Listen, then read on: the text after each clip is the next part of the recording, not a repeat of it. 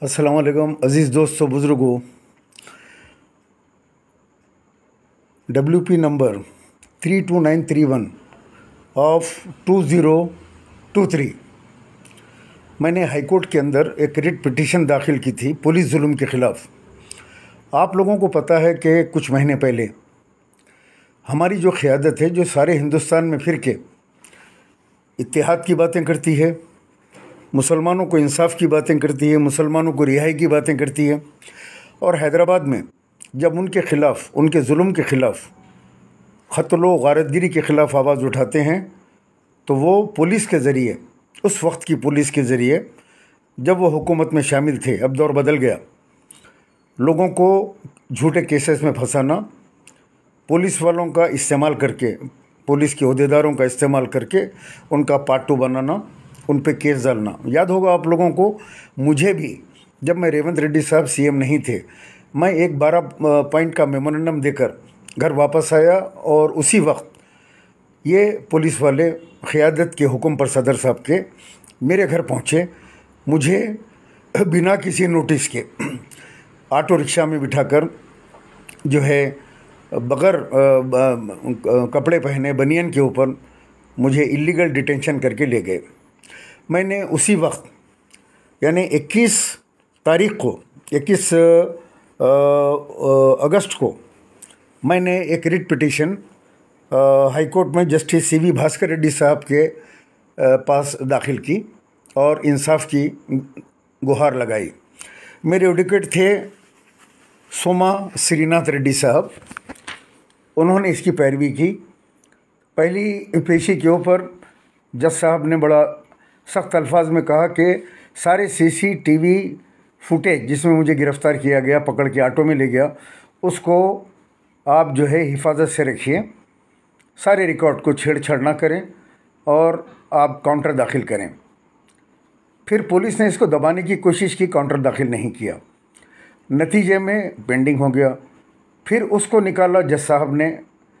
आज टेबल के ऊपर पहुंचा, जज साहब ने कहा कहाँ है CCTV फुटेज। CCTV फुटेज बताया गया। सारी चीज़ देखने के बाद उन्होंने कहा क्या ये जो सैयद सलीम हैं ये कोई गांजे का कारोबार करते हैं, शराब का कारोबार करते हैं, लैंड ग्रैबर हूँ मैं क्या हूँ? एक सीनियर सिटीज़न को तुम लोग इस तरीके से कैसे इलीगल डिटेंशन कर सकते हो? उन्होंने फौरी कमिश्नर ऑफ पुलिस हैदराबाद को ऑर्डर्स इशू करे, सख्त ऑर्डर दिए कि फौरी ये तमाम चीज़ों की इंक्वायरी, इन्वेस्टिगेशन करके हाई कोर्ट के अंदर रिपोर्ट सबमिट करें कि आपने क्या एक्शन लिया है इन पुलिस वालों के ख़िलाफ़ जो क़ानून को इन लोगों ने बदनाम किया। लिहाजा मुझे उम्मीद है नए कमिश्नर ऑफ पुलिस से कि पहले के कमिश्नर ऑफ पुलिस तो खामोश बैठ गए थे इस मामले में, इंसाफ दिलाने की बात की ज़रूर मुझसे, लेकिन वो फिर खामोश हो गए। अब आपके ऊपर जिम्मेदारी है कि पुलिस के जो पुराने शहर के अंदर ख़ास तौर से पुलिस का डर और खौफ जो अवाम में बैठा हुआ है, जो क़यादत, यहाँ के जो भी लोग हैं, ज़िम्मेदार लोग जो जुल्म करते हैं, उस जुल्म के से जो डरे हुए लोग हैं उनके दिलों से पुलिस का खौफ निकले कि पुलिस भी ईमानदारी से काम करती है। वरना हाई कोर्ट है, कमिश्नर ऑफ पुलिस हैं जो इन पुलिस वालों के ऊपर अपना शिकंजा कसेंगे।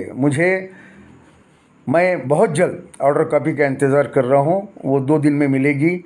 मैं ऑर्डर कॉपी लेकर CM रेवंत रेड्डी साहब से मुलाकात करूँगा और उनको ये सारी तफसील बताते हुए कहूँगा कि ये टास्क फोर्स के और जो इंस्पेक्टर चंद्रान गुट्टा इस केस में इन्वॉल्व है, इन तमाम को जो है सस्पेंड किया जाएगा। वहीं खड़े के मैं इंशाल्लाह ऑर्डर निकालूँगा ताकि ये पुलिस वाले सस्पेंड हों तो दूसरों में डर और खौफ पैदा हो कि अब हमको किसी MLA, MP या कारपोरेटर की बात नहीं सुननी चाहिए, हमको क़ानून के हिसाब से काम करना चाहिए।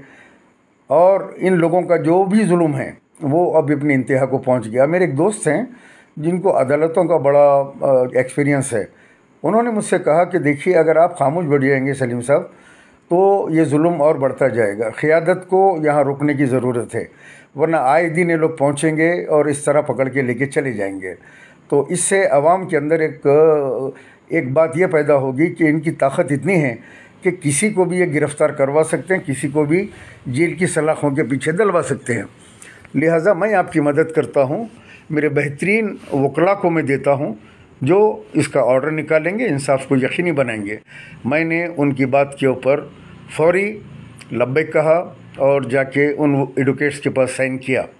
नतीजा निकला कि आज उसका जो है ऑर्डर निकला। अब मैं आवाम से कहूँगा, आप लोग भी क़यादत से डरने घबराने की ज़रूरत नहीं है। अब उनका वक्त पूरा हो चुका। अब उनके गुरकों का टाइम आ रहा है, बहुत जल्द आएगा कि वो और उनके गुरके जहाँ कहीं भी गुंडागर्दी करेंगे, लैंड ग्रैबिंग करेंगे, जहाँ कहीं भी क़ानून को हाथ में लेंगे, वो जेल की सलाखों के पीछे क़ानून के जो है शिकंजे के अंदर रहेंगे। ये मैं आपसे वादा करता हूँ। आप लोग भी खुल के मुखालिफत कीजिए गुंडागर्दी के ख़िलाफ़, और डरने घबराने की ज़रूरत नहीं है। मुझे देखिए, इस उम्र में मैं बराबर हक़ की बात करता हूँ और लड़ता हूँ, और अल्लाह सुब्हानहू व तआला बराबर इंसाफ करने वाले हैं। आज इंसाफ मिला हमको। इंशाअल्लाह ताला बहुत जल्द मैं सीएम रेवंत रेड्डी साहब से मिलके इन पुलिस वालों को एक किरदार तक पहुँचाऊँगा। अस्सलाम वालेकुम व रहमतुल्लाहि व बरकातहू।